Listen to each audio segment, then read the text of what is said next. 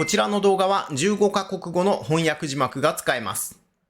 はい、どうも皆さん、こんにちは。ひでチャンネルです。今回は圧倒的に模写が上手くなる2つのコツというテーマでお話ししていきたいと思います。このチャンネルを見てくださっている人の中には、絵が上手くなりたいけど何からやっていいのかわからずに困っているなんていう人も多いと思うんですよね。僕もそういった質問をいただくことが多いんですけど、一番効果的な練習方法として僕は模写もしくはデッサンをお勧めしています。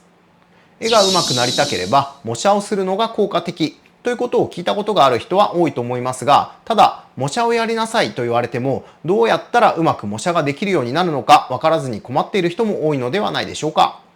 そこで今回は圧倒的に模写が上手くなる2つのコツということで、模写がうまくできるようになるための2つのポイントについて実演しながら解説していきたいと思います。この動画を見ていただければ、どうやって描けば模写がうまくできるようになるのか、2つの重要なポイントが分かっていただけると思いますので、模写がうまくできずに悩んでいる人、絵が上手くなりたいと思っている人はぜひ最後までご覧ください。今回の動画はオンラインサロンで行っている限定ライブ配信の課題添削の切り抜き動画となります。音声が聞きづらい部分があるかもしれませんがご了承ください。それではやっていきましょう。足が難しくバランスがうまく取れませんでした。バランスはね、難しい。そういう時はグリッドを使ってあげるといいと思います。グリッドを使うってことなんで、これ書いてもらうと非常にいいと思うんですけど、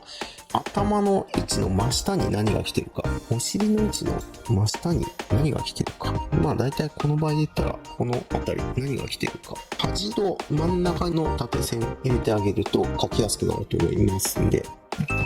下に何が来てるか、お尻の真下に何が来てるか、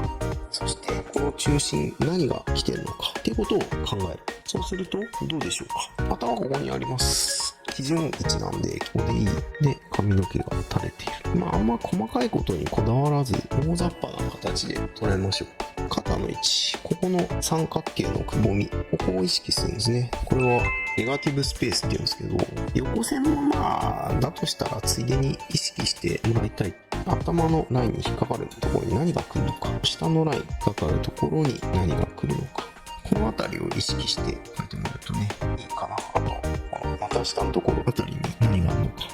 この水平垂直の線で書いてみることをお勧めします。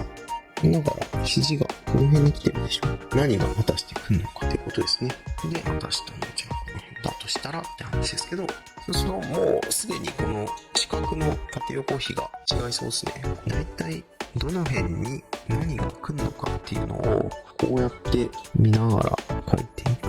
この辺に手が来そうだなとかさ。これ四角の比率がそもそも違うんで多分合わないんですけど、でもなんとなくこれ同じぐらいになりそうな感じがしますね。こうやって考えるんですよ、最初は。で、この中心の位置、もうちょっとだからこれが上でした。こうすると間違いにすぐ気づきやすい。グリッドのこの点の部分に何が来るのか、何が入ってくるのかっていうのを意識してあげるので、そうすると分かりやすいですよっていう話なんですよ。スカートが意外とこっちが出っ張ってるでしょ。ここのスカートがこっち出っ張ってね。で、腕がこの真下にこう来て、そして足の線がここに来てる。太ももの線がね。で、スカートの上のこのラインはこの辺に来てそうですね。で、こう斜めに入ってきてて、スカートと足の左右の付け根の部分がこの辺に来てそうですね。だからね、ここから足が入る感じで書いてあげる。かかとがここのスペースがこんぐらい空いているよっていうのを見るわけです。こう伸びてきて、でさらに言うとつま先はこのスペースのちょうど半分ぐらいの位置にあるかなーって見るわけですね。このスペースこっからここのスペースがちょっと狭いんですよ、これ。でも半分ぐらいこの辺で入るかな。このスペースちょっと広く取りすぎたかもしれない。ちょっと足ゴン太になりすぎたかもしれない。こんぐらいでどうでしょうか。でこれももうちょっと下かもしれない。あれだったらまた同じ幅で取ってってあげて、どのぐらいの位置に来るのかっていうのを考えてあげるっていうのもいいと思いますけど、これぐらいになってるわけですね。今度見てみると、もうちょっとスカートが下でしたね。スカートこの辺になってるのか。足がこう来て、この三角を見たようですね。このグリッドと体のアウトラインがどういう関係にあるのかっていうのを見てあげる。これこっちに出てて、かかとがだからこの辺に来そうだと。そそして、ここのネガティブのスペース、こうなってますよね。三角。ネガティブのスペース、三角。取ってあげる。このスカートの部分がこうなっていて、こんな感じになっているということを見ていってあげるわけですね。この赤い線のところまで手が伸びてそうだなぁなんつってね。四角い台がこの辺にありそうだなんつうのがね、分かってくるかもしれないです。っていう感じで、最初は見てってあげるんですよ。こうすることによって、靴下のラインも、この赤い線よりちょい下のここにあるのが、靴のラインもこの辺かな。全体的にこれもうちょい下だったかもしれない。っていう感じで見てってあげると、少なくとも全体のバランスは取りやすいかと思いますがね。ちょっとざっくりですけど、不自然でない形にはなるかなっていう感じですね。足元こっちだったな。ミスに気がつきやすくなるってことですね。ネガティブスペースとさ、グリッド書き。これはデッサンの基本なんで、ぜひ覚えておいていただきたいと思います。こうすると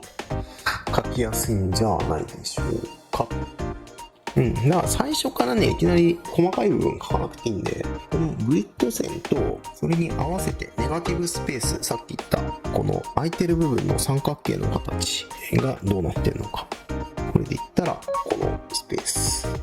例えばこのスペース。あとはこういったスペースだったり。ネガティブなスペースがどれぐらいシルエットに対して空いてるのかとか、グリッドに対してどんぐらいの位置にあるのかっていう部分を見ていってあげると、形は取りやすくなると思います。形が取れないうちは、体を描こうとか足を描こうとか、そういった考え方よりも、この垂直水平のラインに対してどれぐらいの位置にアウトラインが来てるのか、どれぐらいの位置にこの線が来てるのかっていう風な見方もしてあげてもありだと思います。ということで、今日はこの辺で終わりたいと思います。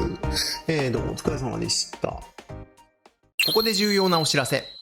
ライブ配信で描いた絵をまとめた本、イラストスキルアップのための絵の練習ノートがブースにて発売中です。下書きと線画がセットになっていますので、手癖や迷い線、人物を描くときにどこにポイントを置いているのか、どこを省略しているのかなど、絵を描くときの参考に、ポーズ集としてポーズのアイデアの参考にも使える一冊となっていますので、興味がある方は概要欄のリンクをチェックしてみてください。また、ひでチャンネルオンラインサロンでは平日毎日日替わりで教材を使って解説しながら進める絵の講習会やイラスト添削など、絵が上手くなりたいと思っている人に向けていろいろなことを発信しています。コミュニティも充実していますので、もっと一緒に勉強したい方、お絵描き仲間が欲しい方はサロンの方もぜひご利用ください。